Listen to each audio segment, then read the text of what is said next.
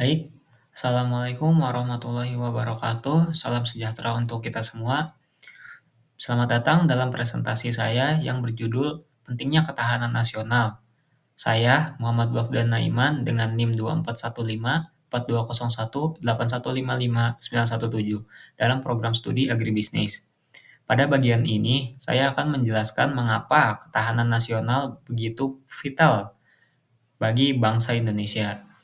Artinya, ketahanan nasional ini sangat penting. Pada kesempatan kali ini, saya akan memaparkan 3 bab. Yang pertama, pentingnya ketahanan nasional, yang kedua strategi nasional, dan yang terakhir strategi ketahanan nasional menuju Indonesia Emas. Baik, kita mulai dengan bab yang pertama, pentingnya ketahanan nasional. Dari definisinya, ketahanan nasional adalah kondisi dinamis yang mencerminkan kemampuan suatu bangsa dalam menjaga eksistensinya, baik secara fisik maupun non-fisik.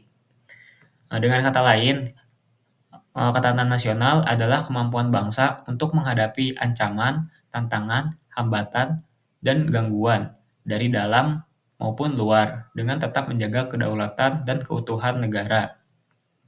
Ini mencakup kemampuan untuk bertahan dari berbagai ancaman, maupun dari luar ataupun dari dalam yang tadi, mengelola krisis, serta menjamin keberlangsungan pembangunan secara berkelanjutan.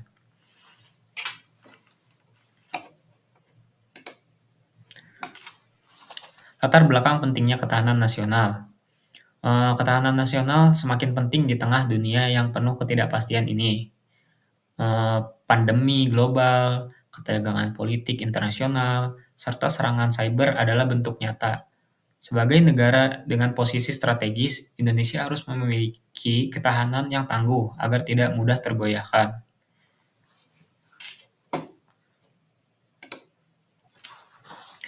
Baik, kali ini saya akan menjelaskan komponen apa saja yang ada di dalam ketahanan nasional, yaitu ada 2 komponen utama, yaitu aspek statis atau Trigatra dan aspek dinamis atau Pancagatra. Kedua komponen ini saling berkaitan dan harus dikembangkan secara seimbang.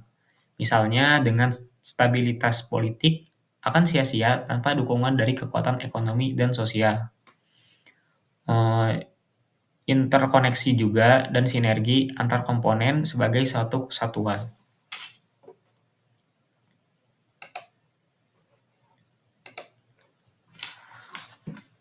Tujuan dan sifat ketahanan nasional. Untuk tujuannya sendiri ada 2, yaitu melindungi segenap bangsa Indonesia dan seluruh tumpah darah Indonesia yang ada di dalam Undang-Undang Dasar 1945 dan mewujudkan masyarakat adil, makmur, dan sejahtera. Tujuan utamanya sendiri adalah melindungi keutuhan bangsa dalam berbagai aspek kehidupan. Ketahanan ini bersifat mandiri dan konsisten, namun juga mampu menyesuaikan dengan perkembangan zaman secara dinamis.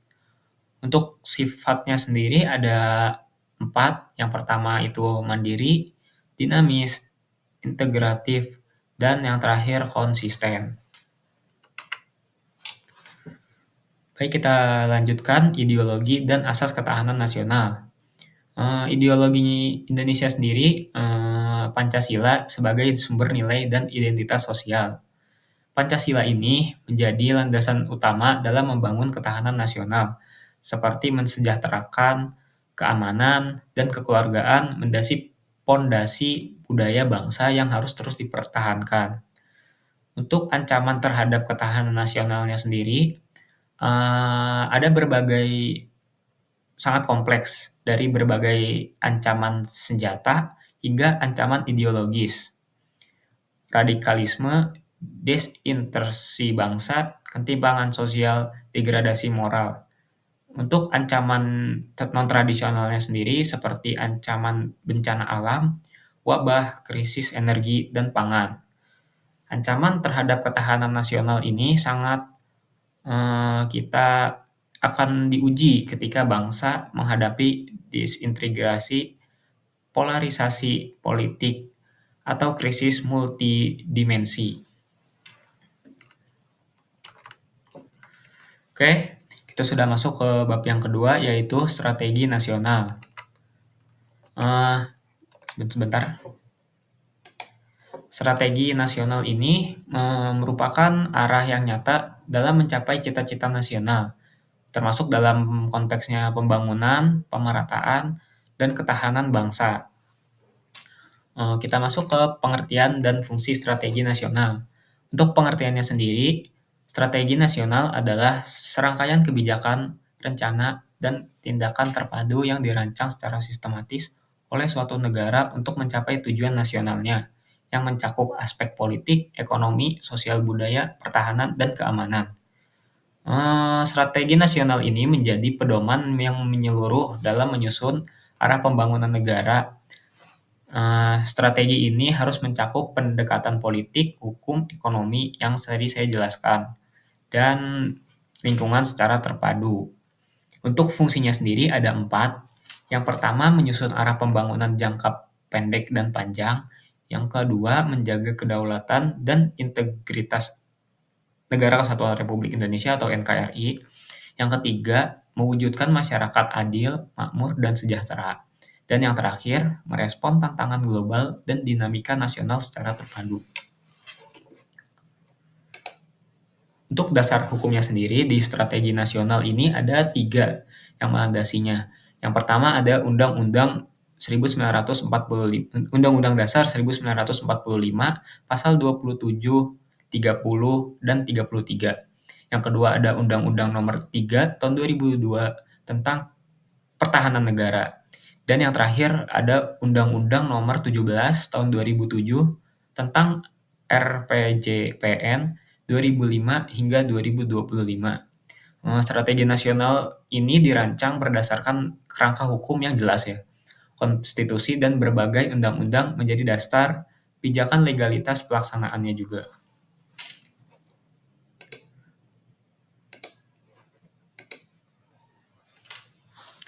Kali ini saya akan menjelaskan prinsip-prinsip dan ruang lingkup strategi nasional. Untuk prinsip-prinsip strategi nasionalnya ini ada 3. Yang pertama ada demokratis dan berkeadilan, partisipatif dan transparan, dan yang ketiga responsif terhadap dinamika global dan lokal. Jadi penyusunan strategi nasional ini harus demokratis dan inklusif.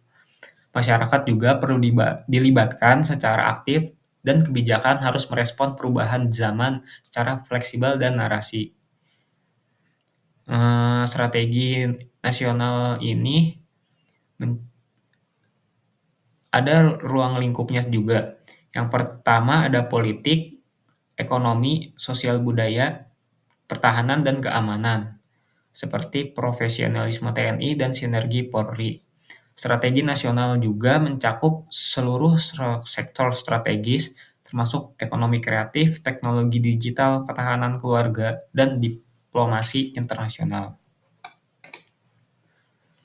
Implementasi dan evaluasi strategi nasional. Untuk tahapannya sendiri ada 4 tahapan dalam implementasi. Yang pertama ada formulasi, koordinasi, pelaksanaan, dan yang terakhir pengawasan. Implementasi strategi tidak berhenti di perencanaan, diperlukan juga mekanisme pengawasan dan evaluasi untuk menjamin efektivitas setiap kebijakan.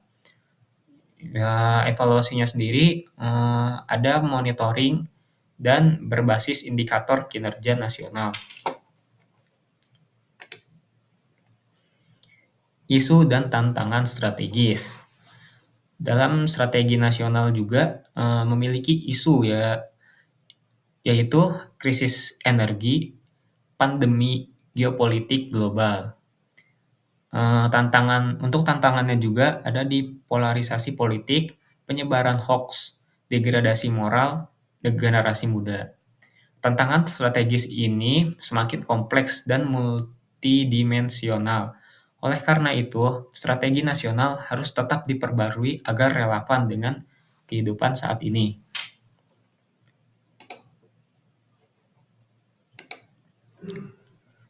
Baik, kita sudah masuk ke bab terakhir, yaitu strategi ketahanan nasional menuju Indonesia Emas.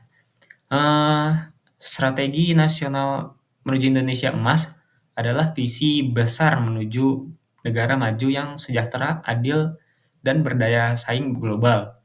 Untuk mencapainya sendiri, ketahanan nasional harus diperkuat melalui strategi yang tepat, yang akan dijelaskan pada materi ini. Visi dan sasaran Indonesia Emas.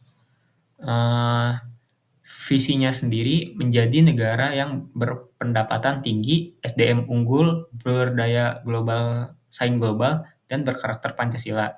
Dan yang terakhir, pertahanan kuat, demokrasi matang, ekonomi inklusif. Jadi visi Indonesia Emas ini tidak hanya tentang ekonomi, tetapi juga kualitas manusia, budaya, teknologi, dan ketahanan nasional sebagai fondasi. Pilar strategi nasional ketahanan nasional ada 3. Yang pertama, pendidikan dan SDM, yaitu bonus demografi. Yang kedua, ketahanan ekonomi, yaitu UKM, seperti UKM, industri hijau, dan digitalisasi. Dan yang terakhir, ketahanan ideologi dan budaya, yaitu menjaga Pancasila dan identitas bangsa. Kunci Indonesia Emas ada pada bonus demografi yang dimanfaatkan dengan baik melalui pendidikan dan ekonomi yang berbasis inovasi. Jadi inovasi itu sangat penting untuk keberlanjutan menuju Indonesia Emas. Transformasi digital, teknologi, dan ketahanan pangan, energi, dan lingkungan. Transformasi digital yang pertama adalah teknologi pertahanan dan keamanan cyber, sistem pemerintahan berbasis data dan AI, dan pemanfaatan big data untuk mitigasi bencana dan perencanaan. Di era digital ini memberikan peluang besar, namun juga ancaman. Maka, transformasi digital harus menyentuh seluruh aspek, termasuk pertahanan dan pelayanan publik.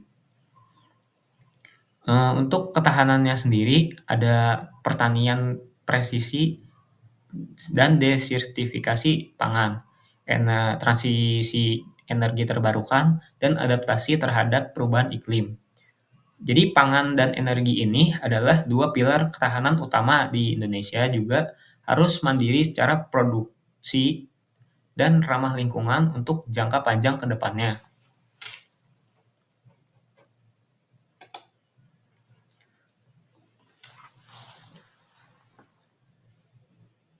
Peran generasi muda dalam Indonesia Emas, atau kita bisa sebut generasi sekarang itu adalah Gen Z. Nah, bagaimana peran Gen Z ini dalam mencapai visi Indonesia tadi yang menuju Indonesia Emas? Yaitu ada 3 ya. Yang pertama menjadi pelopor inovasi dan kewirausahaan. Yang kedua, aktif dalam politik kebangsaan dan pembangunan daerah. Yang ketiga, menanamkan nasionalisme dan nilai Pancasila. Pemuda ini bukan menjadi harapan masa depan, tetapi juga penentu arah bangsa. Partisipasi aktif mereka adalah pembangunan dalam keharusan.